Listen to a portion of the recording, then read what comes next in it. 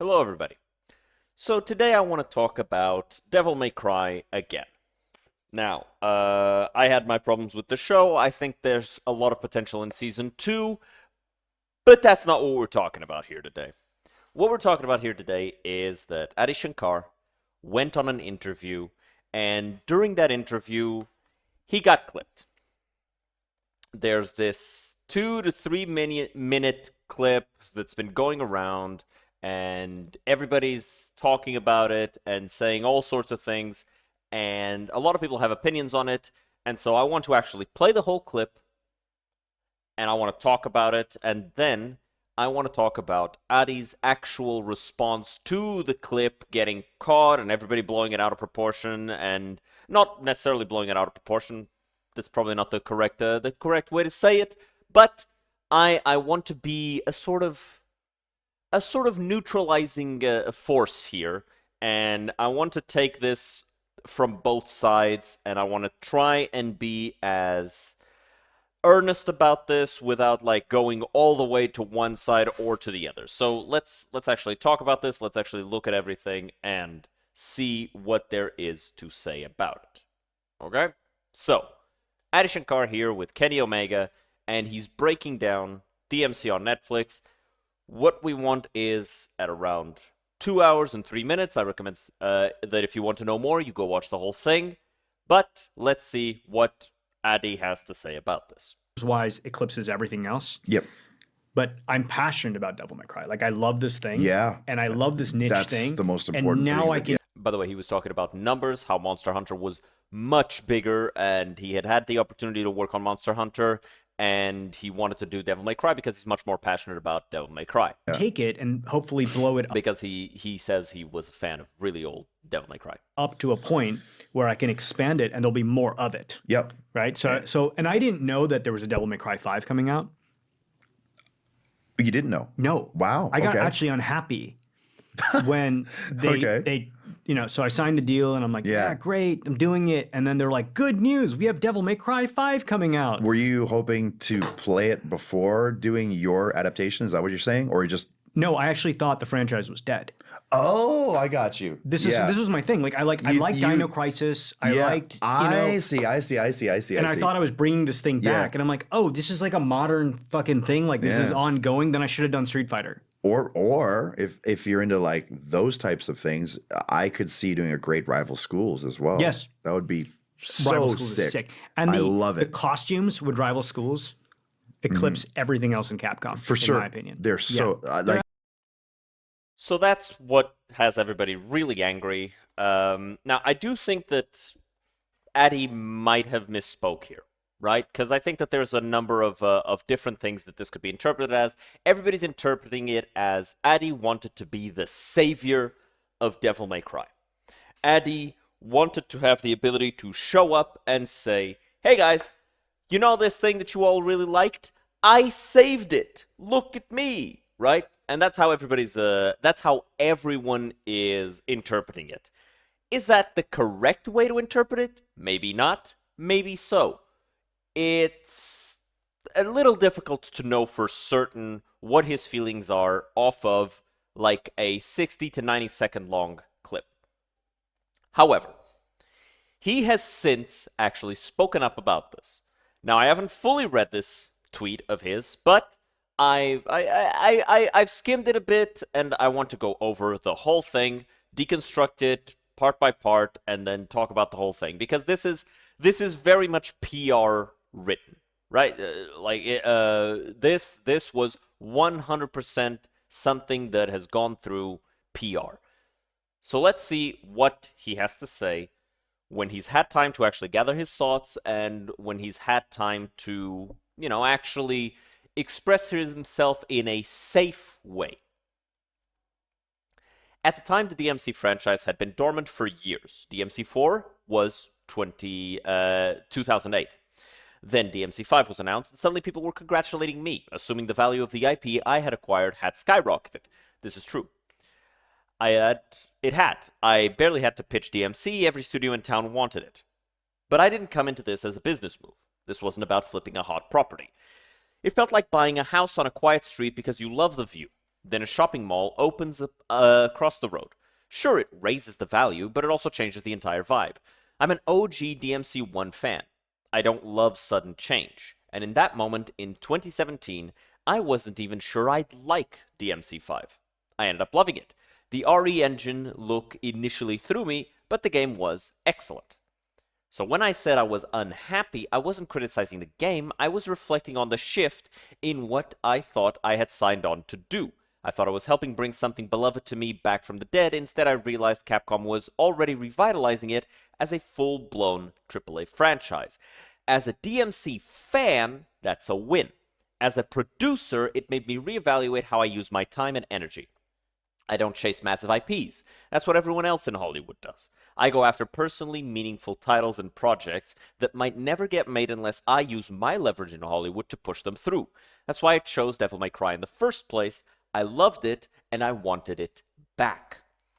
When I saw DMC was thriving again, at the time I wondered if maybe my energy would have been better spent resurrecting a property from Capcom that actually needed my help, like Dino Crisis, Darkstalkers, or God Hand. Rich worlds I love that have been ignored for too long. I wanted to give the spotlight to worlds that need a boost. When I joked that I should have done Street Fighter, I didn't mean I regret making DMC. I meant that if I were choosing between AAA mega IP, I might as well go after the biggest. But that's not who I am. I routinely turn down giant titles, focus on the specific stuff I generally care about. Hope this clears things up. So a lot of people didn't really talk about this a lot. A lot of the people who were mad, you could see here this has 85,000 views. That's not that much compared to how many views the video had, which the video also is at 12K views, but the clip itself has millions of views, which is kind of a big deal when we're talking about a clarification like this. So, I'm going to now get a little controversial. Somebody who watches the Devil May Cry show after being a Devil May Cry fan for a very long time, they do not get the idea that Adi Shankar, the main driving force, is a fan. You just don't. There are numerous things that do not match the tone of the show. Now, nobody is saying that you had to write a one-for-one copy of Devil May Cry 3. I don't think it would work that well as a TV show. But Devil May Cry is about Dante. It's about the struggle between him and all of these forces that hate Sparta and want to take over the human realm. And so he has to struggle with his demonic side to fight back against them. What this means is that when you make a show and Dante has very reduced screen time in his own show, because Devil May Cry is his show, people get disappointed. When you include characters that shouldn't exist yet, like Cavalier Angelo, people get upset. And by the way, I don't dislike Cavalier Angelo, but he shouldn't have been there. He shouldn't have been there because Cavalier Angelo doesn't exist yet. And he can't exist yet because Cavalier Angelo exists as an upgrade to what was done to Virgil in DMC1, Nello Angelo. It's Virgil's expansion on that technology, almost. And this is just one thing. There's a number of other things, like, you know, Agni and Rudra's design change, the fucking plant demon lady, complete personality change. Mary, I'm not calling her lady because that's not her name yet, I guess, but Mary, completely different character. The government soldiers behaving in a way that they really shouldn't. There's a number of things here that seem as though you were less concerned about making a good Devil May Cry show that the fans of the game would love, and more like you wanted to do your own Hollywood-esque vision of Devil May Cry with themes like immigration shoved in for no reason. Demons, for whatever reason, aren't monstrous creatures, most of whom are basically just animals that just want to drink human blood because that's their food source, right?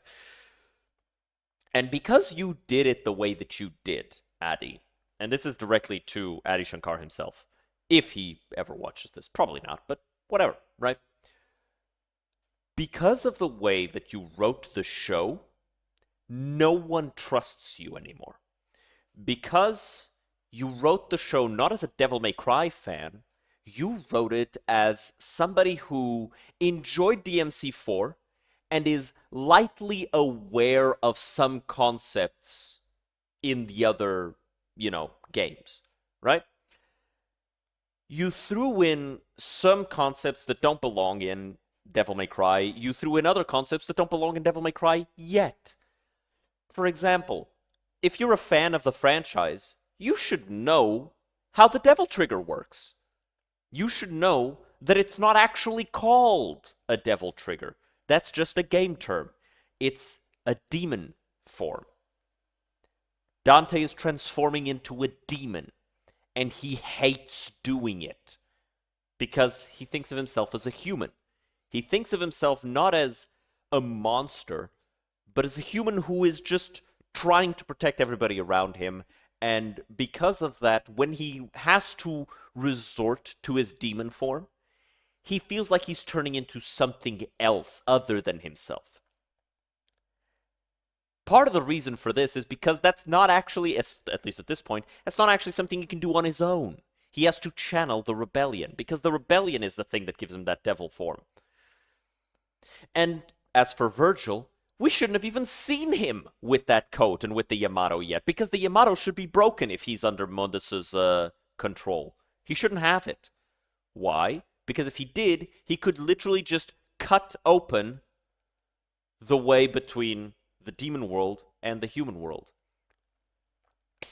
Because that is the power of the Yamato, the power of separation. Now, maybe they'll go further into this in Season 2. But there is a lot of complexity to Devil May Cry that a fan is aware of, and when we watched your show, we got the distinct impression that not only were you not aware of these complexities, you probably made no attempt to know about them, because if you had, you would know about them, because they're very obvious, right? Any amount of research into Devil May Cry yields a number of things. It yields Mary's entire backstory, which you said you didn't change, but you changed. You changed it significantly. It yields the importance of devil arms, and it yields the struggle of Dante between himself and his demon side, and just how fucking depressed he was after the events of Devil May Cry 3, and especially after the events of Devil May Cry 1. The Devil May Cry anime show from a long time ago, I don't remember the exact year, goes into this. Dante is listless. He is just trudging through life. He's so completely depressed after losing his brother again that he basically just wants to go after jobs that might result in his death because of how depressed he is. He's basically suicidal. And the show showed none of this complexity. I'm not saying Dante should be in this state, because he shouldn't. He hasn't gone through these things yet. But there should be some part of this. Dante didn't just chill through life. He makes jokes because he's scared. He makes jokes because he wants to make other people comfortable with the fact that there's this guy who's damn near immortal doing flips and kicking the shit out of monsters. That scares people, and he's putting them at ease. Kind of the same thing as Spider-Man. Spider-Man doesn't just make jokes because he's funny. He makes jokes to put people at ease. The same thing should be done with Dante. It's not about, haha, look at me, funny, what is it, the funny woohoo pizza man. No, that's not Dante. And you should know that that's not Dante if you're a fan. That's why people are so judgmental about everything you say about DMC. That's why. It's not for any other reason. Now, I will say, 90% of Twitter people who hate Adi Shankar hate him because he likes Asmongold. They're not Devil May Cry fans. They have zero interest in Devil May Cry. All of these people liked him 5 seconds before he was happy about Asmongold reacting to him. Every single one of them. And now they hate him. You're not fans. You have no stake in this. Be quiet forever. Straight up. Just shut the fuck up. Go away. But as for Adi, if you really want us to believe you're a fan, stop just throwing in little treats. Stop just throwing bones at us to go, haha, Ebony and Ivory under season 2, yay! We're not interested. We want a good show. We want a show that will show us the depth of Devil May Cry, whilst also showing us the cool stuff of Devil May Cry. But the depth is important. You completely threw out the depth in favor of, hey, look at the cool stuff. Look at the shiny, look, keys jiggling, ding, ding, ding, ding, ding. You know, jiggle, jiggle, jiggle, jiggle, keys jingle. We don't want that. We want a good show with good story, because that's what we had in Devil May Cry.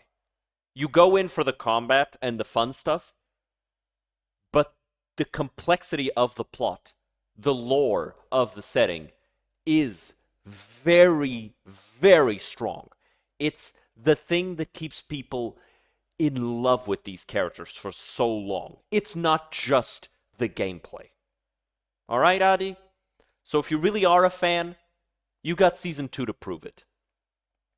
And if it doesn't have that, we are going to just assume that you're just another Hollywood piece of shit that showed up, grabbed an IP, sold it, turned it for a profit, and then dumped it after season 2 because you couldn't be bothered to make it good.